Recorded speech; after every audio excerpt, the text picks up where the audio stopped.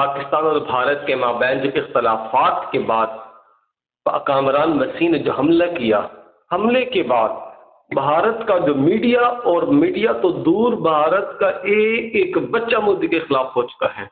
आप ये वीडियो सुने। लेकिन भाई मैं इतना ही कहूँगा कि मोदी खराब है। मोदी खराब है। कैसे? मोदी खराब है। मोदी इसलिए खराब है क्योंकि उसने लॉकडाउन लगवाया, मस्जिद तुड़वाई, मंदिर बनवाया। मस्जिद तुड़वाई? हाँ, ये क्या नाम है इसकी, ये वाली मस्जिद जो धरती से हो गई थी। धरती से?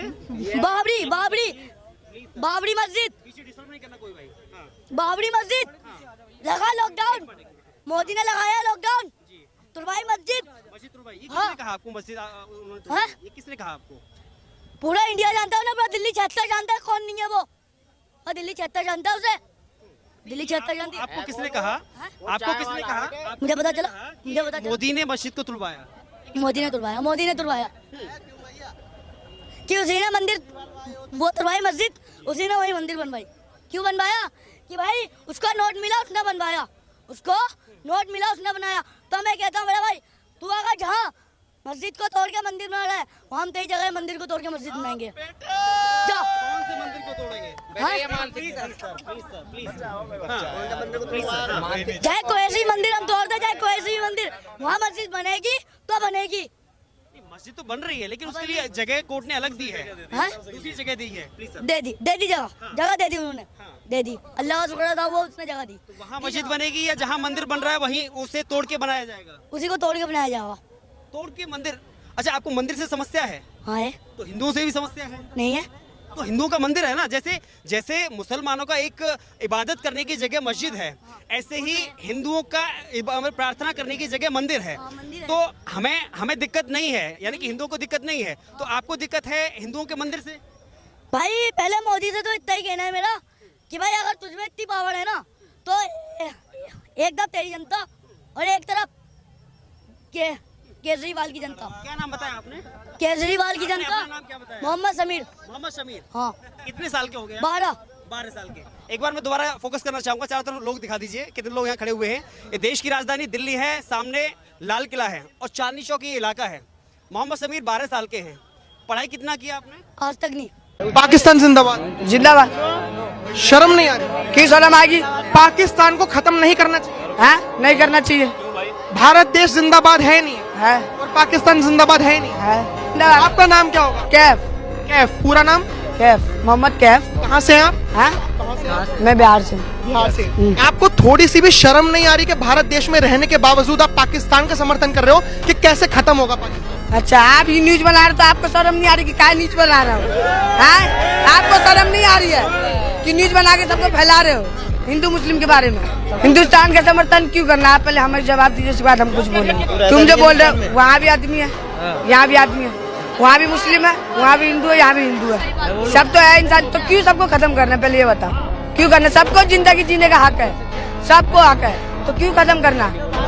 आप पाकिस्तान का समर्थन करते हैं? कहीं आप जाओगे वहाँ, कहीं आपको खत्म कर दिया तो हो गया काम? आप पाकिस्तान का समर्थन करते हैं? हाँ, करते हैं। हत्ता कि वो लोग जिनको पता ही कुछ नहीं है, जिन्हें हम नशई कह लें, आप उनकी बात भी सुन लें। इनसे बोलो पाकिस्तान मुर्दाबाद बोले। बोलेगा नहीं? बोलेगा? बोलोगे?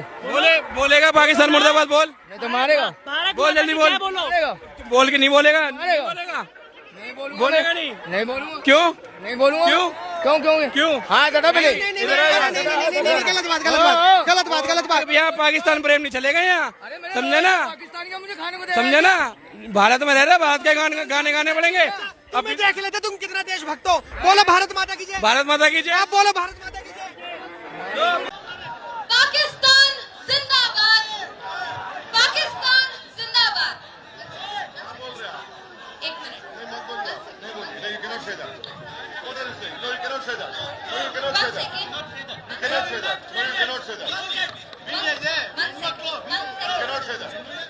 हिंदुस्तान जिंदाबाद, हिंदुस्तान,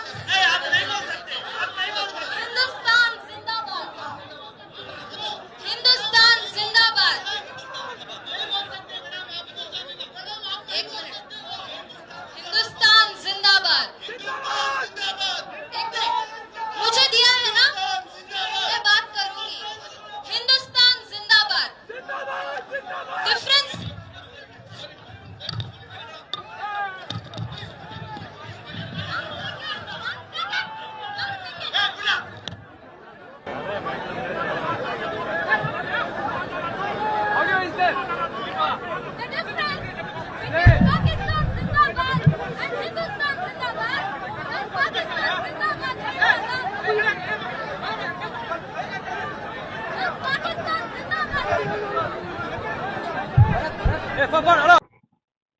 मेरे भाई, दुनिया में मरसूस ऑपरेशन का नाम रखा गया। कुरान के अंदर वो तासीर अल्लाह रब्बुल इज्जत ने रखी है, कुरान के अंदर वो बरक़ात अल्लाह रब्बुल इज्जत ने रखी हैं। और मैं आपको बताऊं, हमले का जो वक़्त था वो अहादीस की रोशनी में था, हुजूर सल्लल्लाहु अलैहि वसल्लम की सुन्नत के मुताबिक था। बहरहाल अल्लाह ताला ने फतह नसीब फरमाई। पर उसके बाद अब की जो सूरत हाल है, भारत का लोग अपने ही सरकार के खिलाफ हो चुके हैं। इसकी क्या वजह है?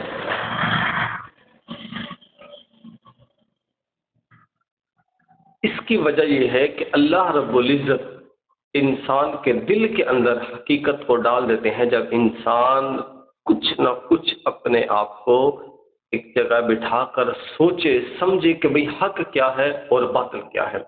सयजअलहुमुर्रहमानु वुद्दा, नेक लोगों की मोहब्बत अल्लाह ताला लोगों के दिलों में डाल देते हैं।